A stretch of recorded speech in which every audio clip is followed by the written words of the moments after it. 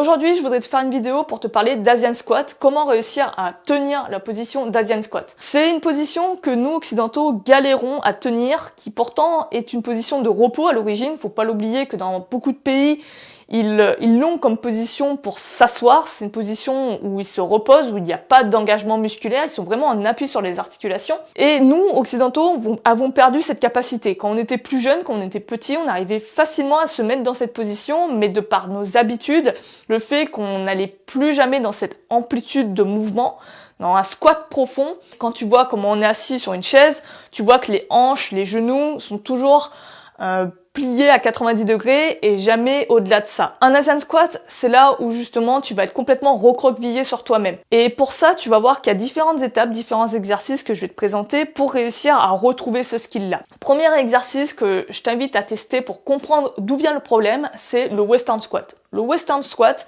c'est un squat à l'occidental. C'est la position dans laquelle on se met dès que on va vouloir s'accroupir. Instinctivement, nous, ce qu'on va faire, c'est relever les talons du sol. On va pas les laisser coller au sol parce qu'on n'a pas la capacité de rester dans cette position sans perdre l'équilibre.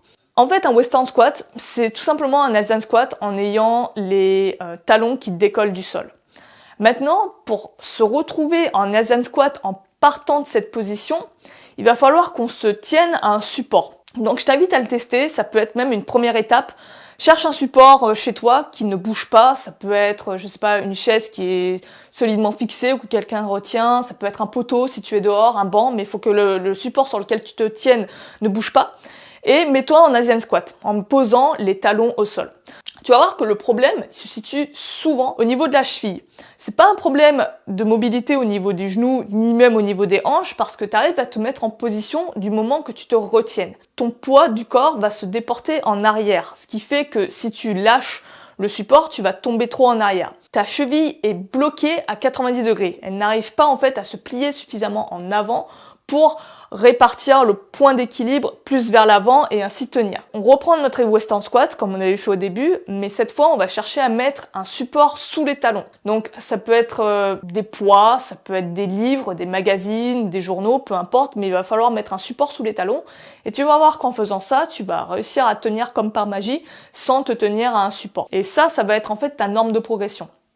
Au début, tu restes avec le support d'une certaine épaisseur où tu es à l'aise, ça dépend vraiment de chacun. Et tu restes dans cette position pendant X temps, 5 minutes, 10 minutes, peu importe. Essaie de rester le plus longtemps possible.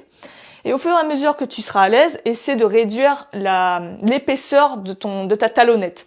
Donc tu prends soit un support plus fin, soit si tu prends plusieurs journaux ou plusieurs magazines, tu enlèves une couche de magazine, ainsi de suite, jusqu'à arriver petit à petit à diminuer l'angle et à un moment donné réussir à carrément avoir le talon collé au sol. Donc c'est vraiment la progression que je te propose pour réussir à faire un Asian squat.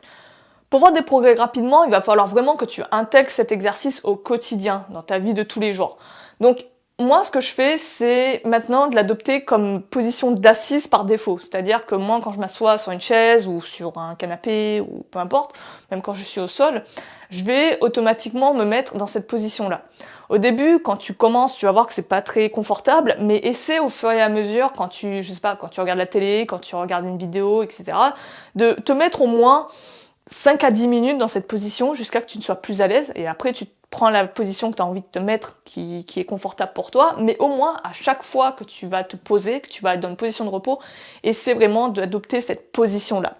En faisant cet exercice progressivement, en faisant en sorte que ça devienne une position par défaut dans ta vie, tu vas avoir des progrès qui vont arriver beaucoup plus rapidement que si tu le faisais de manière sporadique de temps en temps. N'hésite pas aussi à peut-être mettre un support sous les fessiers si tu veux avoir un peu plus de confort, mais utilise-le, emploie-le comme un jeu.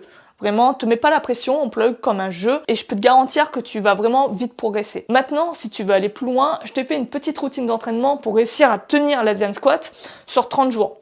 Donc c'est totalement gratuit, n'hésite vraiment pas, ça sera le premier lien en description. Je t'ai préparé une routine sur 4 semaines où Chaque semaine, je te propose différents exercices, différentes routines d'entraînement pour travailler l'Asian squat, t'améliorer dans cette position-là. Je te propose aussi des exercices de mobilité de cheville, si tu veux améliorer ce paramètre, réussir à être beaucoup plus mobile au niveau de tes chevilles. Je te propose différents exercices.